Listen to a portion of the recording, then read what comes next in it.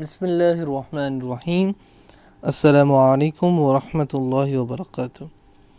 जी तो स्टूडेंट्स, ये हमारा लेक्चर नंबर 28 है और इस लेक्चर में हम डिस्कस करने जा रहे हैं पीएच स्केल का पार्ट नंबर 2, जो रिमेनिंग हमारा टॉपिक रह गया था। तो चलिए बुक की जानिब बढ़ते हैं। तो देखिए जी, ये हमारे पास अब एक टेबल दिया हुआ है। यहाँ पे जो है वो डिफरेंट, यहाँ पे H प्लस आना था,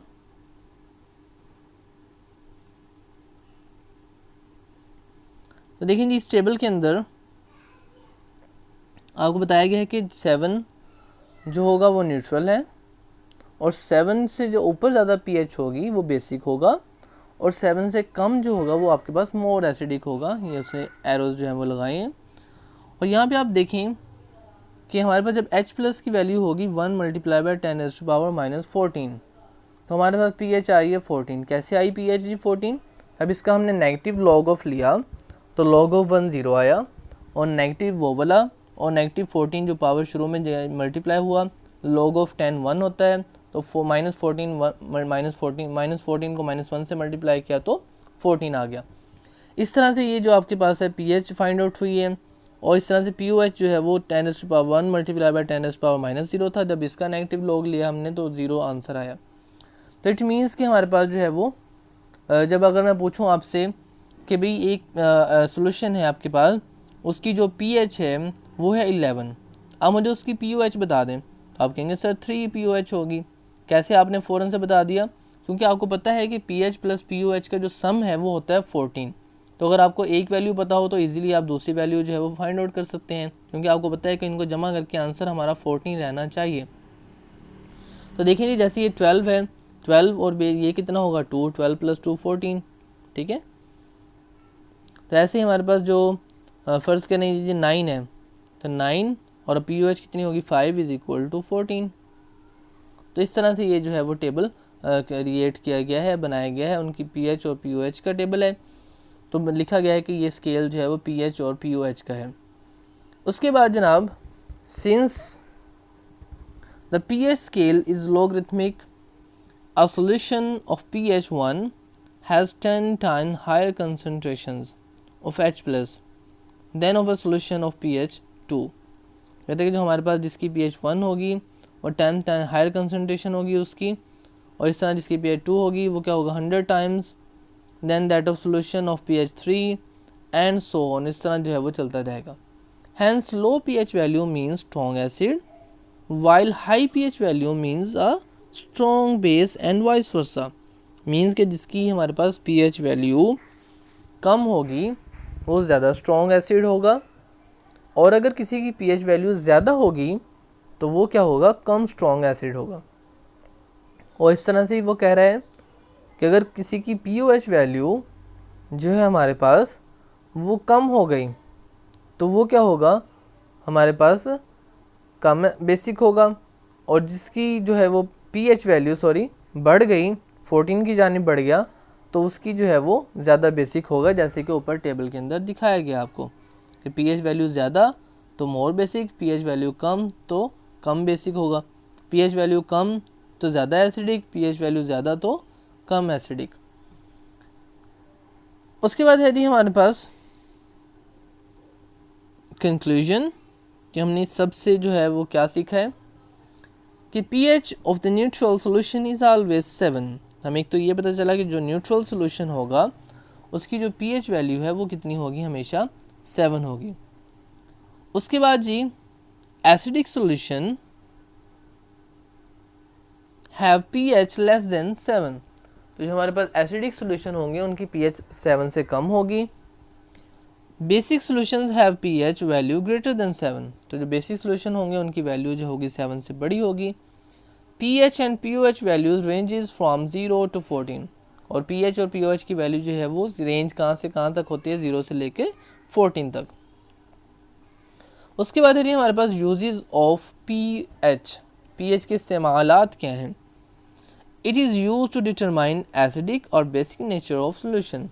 तो ये हमारे पास सोल्यूशन जो हमारे पास दिया होता है तो उसका क्या बताती है, एसिडिक और बेसिक फितरत के बारे में बताती है कि ये एसिड है या फिर बेस है।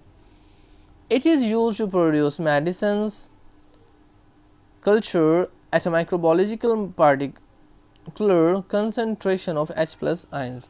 एक तो ये मेडिसिन में इस्तेमाल है इसका, और दूसरा माइक्रोबायोलॉजिकल में इस्तेमाल होता है।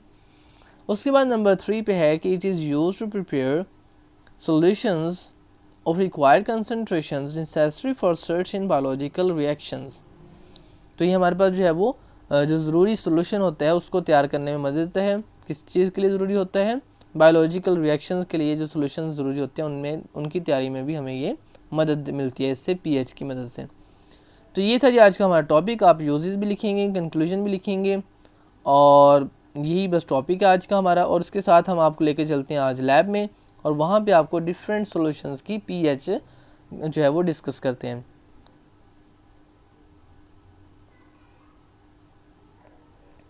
तो ले जी हम जो है वो लैब के अंदर आ चुके हैं, और इसमें जो है सबसे पहले आपको नज़र आ रहा है कि वाटर है, और वाटर की जो है हम पीएच फाइंड आउट करते हैं। तो ये हमारे पास पीएच स्केल है, और काफ़ी लंबी हमारे पास इसकी तार है जी, और इसको हमने यहाँ पे पुट किया। जैसे पुट किया तो हमें जो है वो पीएच उसने बता दिया, ठीक है, कि पीएच जो है वो 7 है। अब हम क्या करेंगे, डिफरेंट सॉल्यूशंस इसके अंदर जो है वो डालते हैं। सबसे पहले हम डाल लेते हैं जी हैंड सोप। तो जैसे हमने हैंड सोप डाला, देखें इसकी पीएच है 10, ठीक है। अब वाटर की पीएच 7 है। अगर हम इसके अंदर वाटर मिक्स करेंगे तो पीएच क्या होगी, कम होना शुरू हो जाएगी, ठीक है। ये देखें जैसे मैं पानी डालूंगा इसके अंदर तो देखें पीएच 10 से कम होना शुरू होगी, क्योंकि वाटर की 7 है। तो 7 और 10 मिलते जाएंगे तो पानी उसकी जो खुद सोप की जो पीएच है वो कम होना शुरू हो जाएगी।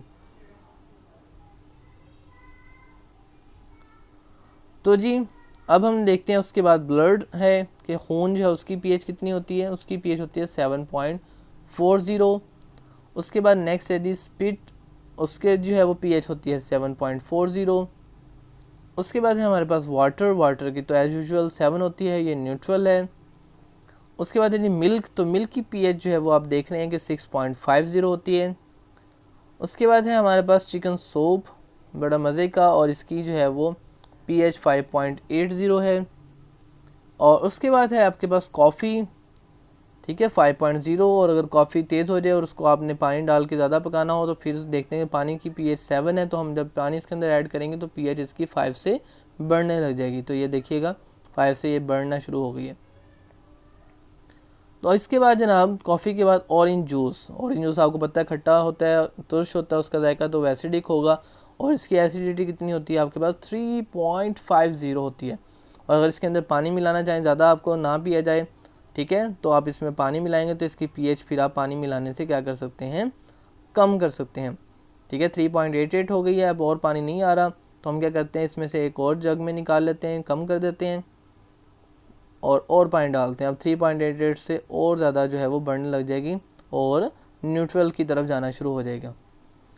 तो इसके बाद हम देखते हैं जी सोडा पॉप, इसकी पीएच 2.50 है। इसके बाद है वॉमिट, इसकी है जनाब 2.0। और उसके बाद लास्ट में है बैटरी एसिड, बैटरियों का तेज़ाब, तो इसकी है 1.0। तो ये था जी आज का हमारा टॉपिक। इसमें हमने डिफरेंट जो सॉल्यूशंस थे उनकी पीएच देखी। और इसके बाद हमारे पास ये था, हमारे बड़े लेवल पे हमने देखा, माइक्रो लेवल पे भी देख सकते हैं 10 की पावर्स के अंदर। तो यहाँ पे जो है वो आप डिफरेंट वैल्यूज़ जब पुट करेंगे तो इसकी जो है वो हम देख सकते हैं कि इसके अंदर मॉलिक्यूल्स कैसे हैं, एटम्स कितने हैं, और अगर हम इनकी जो है वो वैल्यूज़ को बढ़ाते हैं या कम करते हैं तो फिर इसका जो है वो क्या असर पड़ता है, ठीक है। तो ये जो है वो नेक्स्ट क्लासेस में इंशाल्लाह हम डिस्कस करेंगे। तो इसके बाद ये हम अपना सोल्यूशन जो है वो भी बना सकते हैं, ठीक है।